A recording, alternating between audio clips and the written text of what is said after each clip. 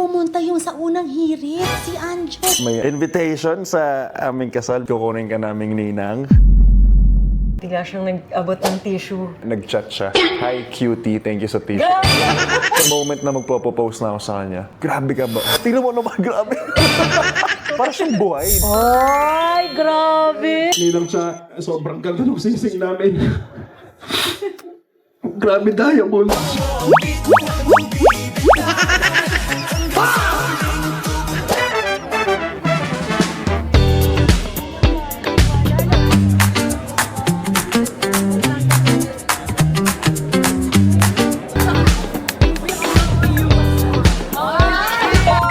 Hi, I'm Charo from Maddox Jewelry, your cheapest natural diamond supplier from the Philippines, trusted by many celebrities and known personalities.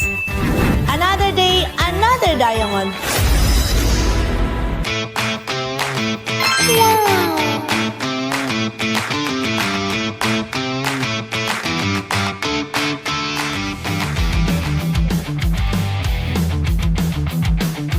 Ito na yung wedding ring na in-order mo. Miss Cha! Gusto niyo sukatin? Kasi di ba pumunta ka dito? Tawag mo si Mami Sue. Tapos, nag-order ka sa akin ng... Engagement ring. Kasi ang tawag dito, nung finiture nga kayo ni Mami Sue, parang napagkwentuhan namin, naghahanap talaga ako ng engagement ring noon. Ang number one na sinabi niya, Maddox agad. Hindi alam ni girlfriend mo, no? Alam mo, ako magkakwento sa'yo. Hindi kasi si Miss Susan, na-feature niya kami sa Pera Paraan. Tapos, nakwento sa'yo. Nakwento niya sa amin, hindi lang sa akin. Sa buong unang hirit ka. Proud si Mami. So, na-cover niya nga itong Pera Paraan. Sabi niya, Jo, ang ganda doon, tas mura doon. Mas mabait nga daw yung may-ari. Hindi, totoo yun. Sinabi niya yun. Sinabi niya yun. Tapos yun na. So, napag-usapan namin habang nasa breakfast table kami na gusto ko nang mag-propose. Tapos yun na, as in number one in mind. Sabi niya, Jo, may alam ako. Tahan mo to, ganyan. Tapos yun na, nandito na ako, nilibot na ako. Tapos, pumunta siya dito. After 1 week, sabi niya, Ma'am, pumunta yung sa unang hirit. Si Anjo, si Anjo. Sabi ko, ha? Di nga. Sabi niya, oo, pumunta. Sabi ko, ano, binili engagement ring. Sabi ko, ay, ang sosyal. Tapos sabi ko, ano nangyari? Sabi niya, ang bilis lang, ma'am. Pumunta siya. Tapos sabi ko, eto. Sabi niya, okay na. Binera niya. Hindi ganun talaga ako mag-ano. Diba? Sabi ko, ha? Oo, ang bilis. Sabi daw niya, engagement ring, magpo-propose ako. Sabi niya, eto po sir, eto yung parang marekomenda. Okay, kunin ko na yan, bayaran ko. Mabilis ka usap. Pero ito na siya, tingnan mo. Miss Cha. Ay, ayun na siya.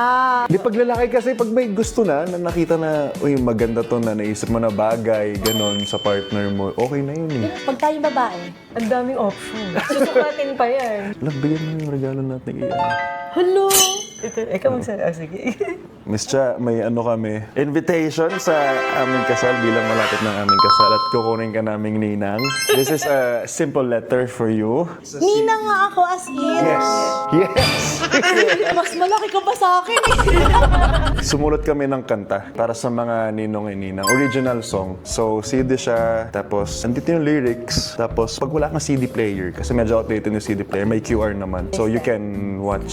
Anong album yan? This is an original. As in, sinulat to. Exclusive lang na ginawa. Kayo lang may kopya nito. Okay lang. Di ba nagra-write ka rin ng song? Yes. She's in a band. Vocalist po siya ng Grace Note. So, she teaches and she produces. Family na husband, sina Heda, talagang mga music lover din sila. We play original songs. Manood ka ng gig minsan. Saan? Sabihan ka Kung namin. saan kami binubook. Usually like sometimes campus gigs, mga ganun. Tapos depende sa mga brands din nag-invite sa amin. So, kaya niyang tugtugin lahat. Nagda-drum siya, gitara, Todo flex lahat. Alam mo ba sa bahay, meron kami isang music room. Dream na yun. Isang buong room kasi si husband talaga nagda-drums, nagigitar, everything. Ayun. Di ba? Yun yung mahalaga na appreciate natin yung skills nila at talent nila. Grabe na shock naman ako. Ninang talaga ako. See you there. Pag kinukuha ko ninang, sabi ko, grabe. Ngayon ko lang na-realize na may edad na ako. Ganun ba yun? Kasi dati ninang lang kaya ako ng mga bata. Oh. Tapos ngayon, pag ninang ka na sa kasal, Advisable na younger para pag May ganun, pinuntahan kaming event na parang ang advice sa amin, kung kukuha kami ng ninong ay ninang mas bata. para masundan. Or halos medyo konti lang yung lamang sa amin. Bakit daw? Para daw the whole journey of being, newlyweds, may tiga-advise ka along the way. Yun yung sabi. So parang nisip namin, oo nga naman. sukatin nyo na yan. Tingnan mo naman, grabe na. Ang ganda. Ganda, sobra. Sobrang Tsaka ganda. princess Tsaka cut yan bagay sila. Nakakatakot Ganda. suotin. Ang ganda masyado. Will you marry me? Sa sarili. Boom, sobrang sakto. Grabe. This out. Sobra. Thank you, Ninang Cha. Welcome. Ninang na wala, no? Pag nag-gitara ko, kitang-kita to. Hindi ko malis yung mata ko, Ninang Cha. Kaya ako nakatungo. Ang ganda. Ganda, diba? Sobra. Crush pa to, ah. Oo, kasi nagkamali lang sa isang una. Oo, kasi nagpagawa sa akin ng una. Mali siya ng size. Tissue nga lang ginamit ko, tissue. Kasi yung sa phone, di ba may pangsukat sa phone? Mali yun. Dapat ruler na. Wala, hanggang dito lang yung una nila. Actually, mas maganda yung bato nito. Kasi yung dati, konti lang yung bato. Maliit. Blessing in disguise Oh, na. blessing in disguise. Nagkamali ako.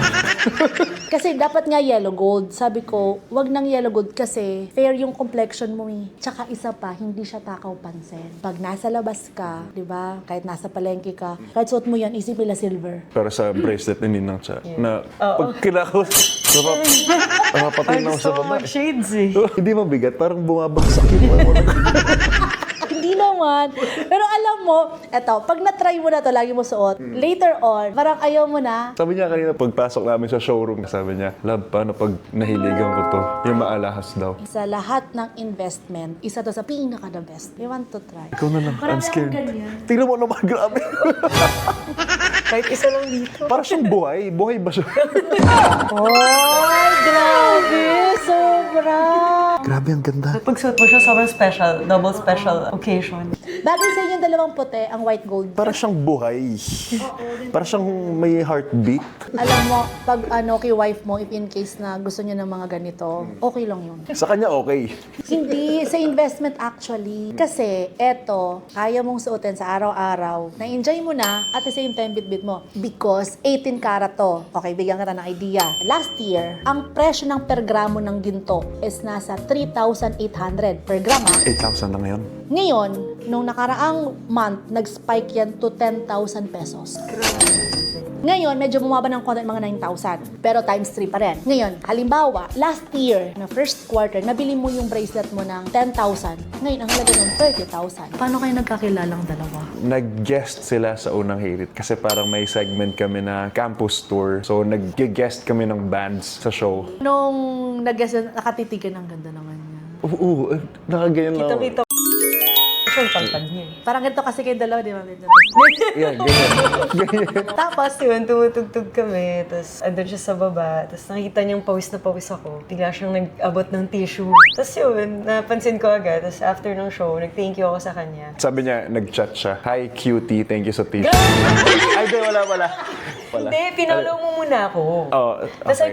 tapos yun, uy, nice performance. Tapos tuloy-tuloy na nag-uusap na, hindi non-stop. As in, from there. Tapos yun, medyo meaningful din sa akin nung binigyan niya ako ng tissue eh. Kasi kakamatay lang ng cat ko 2 days ago. So parang nung time na yun, nasa van ako, parang may ibang part pa ng tissue na nasa bulsa ko na ginamit ko, umiiyak ako pa uwi. Tapos yun, tapos kausap ko siya, tapos nako-comfort ako. Parang okay. Tapos yun, nagtuloy-tuloy na hanggang sa inayin niya ako mag-date. Tuloy-tuloy na. Hanggang sa after a year, hindi na box ng tissue binigay niya sa akin. ano na? Box na may kasamang singsing. Ilang taon kayo, naging kayo? Magti-3. na kami. Ang bilis ka nung panahon eh. Parang expect mo ba na parang kayong magiging mag-asawa? Ako, I knew right at that moment. Pero may mga naging girlfriend ka before? Oo naman. Nakailang girlfriend ka before? Ups, ano bilang? Ups. Hindi, okay lang. Ikaw din. Hindi lang. Strict kasi yung parents ko. Umabot na sa point na parang, basta hindi nila ako pinapayagan na. Tapos, dahil hindi nila ako pinapayagan, wala akong naging talagang solid boyfriend na napakilala sa kanila. Puro patago. Lahat liquid. Liquid lahat. Tapos, Siya yung una-una kong pinakilala sa parents. ano sabi ng mama at papa mo? Masaya sila kasi umabot na sa point na pinipilit na nila ako. Kasi ang tagal kong mag-boyfriend. So, nung nalaman nila, Super happy sila, tsaka super supportive. Yung mabait si Anjo. so pinakauna mong nakita siya nagpe-perform, anong surprise ka? As in, nagulat ako sa kanya sa stage. Iba siya. As in, parang ibang tao siya sa stage. Tapos nakita ko pinagpapawisan na siya. Sabi ko, it's time. Aabot ako na siya ng tissue. Yun yung naging tulay. Yung pawis niya. Tsaka inaasar ako ng mga crew noon. Hey, Boss Joe, abot ako na ng tissue. Ginagano, binubuyo ako. Malamang yung mga kasama mo nakikitang gusto ka. Sabi ko, kaya ko, huwag niyo akong anuin. Pero kinakabahan na ako. No? Sa lalaki ba pag ganon, na may gusto kang gawin, tapos kunwari, abot ka lang ng tissue, bakit kayo kinakabahan? Hindi ko alam eh. Iba yung tiklop namin pag gusto namin yung tao. Or kung ano mang bagay yan. As in, iba yung kaba, lahat eh. Nag-overthink kami. Anong ini-overthink mo? Rejection. Paano rejection na parang, Yung parang minimal reaction na parang, uy, thank you. Yung ganun lang. Yung moment na magpo-propose na ako sa kanya, grabe ka ba? Oh. paano ka pala nag-propose? Birthday gig niya sa 70s Bistro din. Tapos yun na, paalam muna ako. Una sa kapatid niya, sa parents niya, nagsabi ako. So, di ba niya alam, syempre? Wala akong idea at all. So parang ako nakafocus sa birthday gig. Kailangan ko i-entertain yung mga taong pumunta sa gig, ganun. Yeah. Tapos masaya lang ako nandun siya. Kasi puyat siya eh. May pasok pa siya kinabukas. Okay, nandito si Andrew. Yay! Nandito yung family and si Andrew. Tapos biglang after nung set namin, dun niya ginawa. Hindi ko siya maiisip at all. Kasi busy-busy ka na nun eh. Tapos kinuntsaba ko yung kapatid niya, which is yung bassist nila sa banda nila. Sabi ko, bro, mag-post na ako, ganyan. Tapos after the set, after na lang tumugtog, tawagin mo ako sa stage. Kunyari magme-message lang ako. Tapos yun na. Nagsasalita pa lang yung brother niya. Parang may hikbi na si PJ, no? Parang Oo, may... yung brother ko, Parang siya na kinakabahan. Grabe ka ba ako kasi hindi ako pakali buong araw. Kasi hindi ako pakali. Mas sana yung moment na alam ko nang Bakit? tatawagin na ako. Hindi ko alam. Kasi grabe yung kaba ko, nanlalamig ako. Ina-anxiety ako, ganun. Tapos parang babaliktad yung sikmura ko. Ganun. Kasi ang tagal nung gabi, nung araw. So, umaga pa lang, alam ko na gagawin ko siyang araw na yun. So, iniisip ko na. Grabe anticipation eh. Tapos parang late yun. oo, papuntang July 2 na yun. So parang ang haba yung agony mo, Oo, yung- napoprolong. yun, ganun. Na parang isang buong araw, feeling mo isang linggo na. Oo, ang tagal, ganun ang na ganun. tagal. Ganun din lang siya. Tapos nung lumuhod na ako, nung sinasabi ko na yung words, nagsastutter na ako. Ano yung pagkakasabi niya? Hindi ko na nga narinig halos yung Will You Marry Me nun eh. Kasi Oo. sumisigaw na yung mga tao. Parang, Siyempre, pag lumuhod ka kasi, yun na yun. pagluhod niya, parang yung buong crowd nagsisigawan na. Tapos parang ako, ano na rin ako. Parang, mo na alam. what's happening? Parang gano'n. Tapos nung nakatingin ako sa kanya, naghihintay siya. Hindi siya tumatayo. Hanggat hindi ako sumasagot, nakaganon lang talaga siya. So, Yung mga sinabi ko, hindi ko maalala. Tapos nagsastutter ako sa sobrang kaba ko. Hindi ko alam kung nasabi ko ba ng maayos or kung ano man. Basta lumuhod na lang ako. Nung akala ko, nung feeling ko na nasabi ko na lahat, lumuhod lang ako. Hindi ko na alam eh.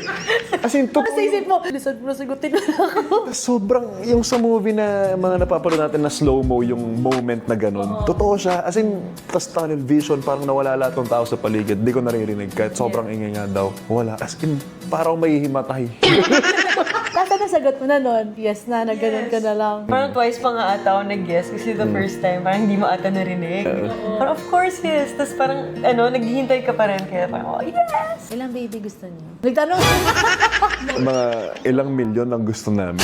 Ngayon kailangan naman mag-ipon. Yung secured, no? Yung Oo. Sana Tsaka yun. travel. Saan kayo mag-honeymoon? Wala pa. Kasi may trabaho siya agad. UP Fair kami sa Oo. April 16. Pero baka sa May, Ibang bansa? hindi na subukan namin. Yeah, ibang bansa. Saang bansa? Jesus take the wheel. Japan. UK. London. London. Hindi pa kami nakapag UK. Another day! Another diamond. Thank you so much for buying this wedding ring. Thank you so much. Yun lang. See you sa kasal po.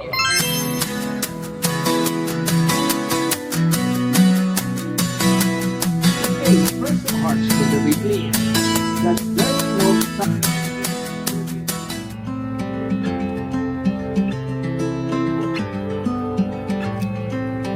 Yes, Lord, we ask you to seal. Ninang siya, sobrang ganda ng sising namin. Grabe diamonds, love.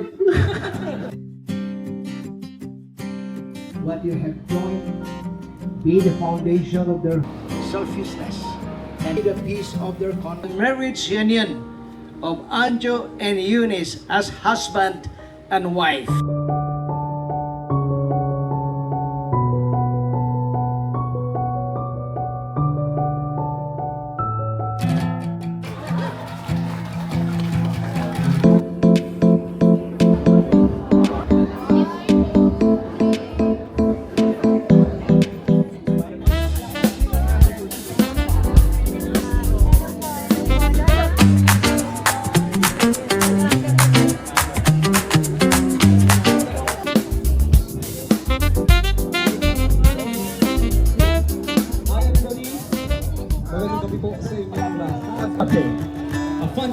presented by our Hi mga madam! Nandito tayo sa wedding ni Anjo and Eunice Pertiera. O, Pertiera na si Miss Eunice ngayon na. Grabe. Excited ako. Ninang. I'm so happy na ginawa nila ako ninang. I'm so happy na isa ko sa part ng wedding na to. So, pasok tayo para makita natin yung venue ng kanilang wedding. Tara na!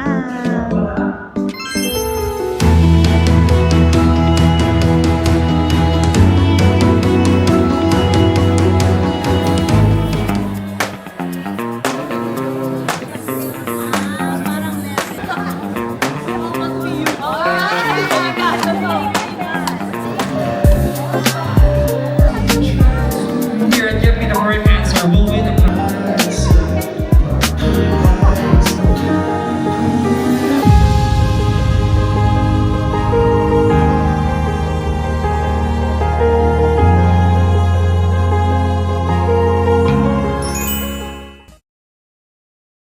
Uwi na tayo mga kasi babalikan ko si Ivan Jacqueline. Nag-live siya ngayon. Tatrabaho pa ako. Yes. Kala niyo uwi na ako. Oy, ang buhok ko. Nakaka-real pa. Mermaid pa siya. Mermaid. Ulam nito buntot. Nakaahon lang. Fresh na fresh. From dagat.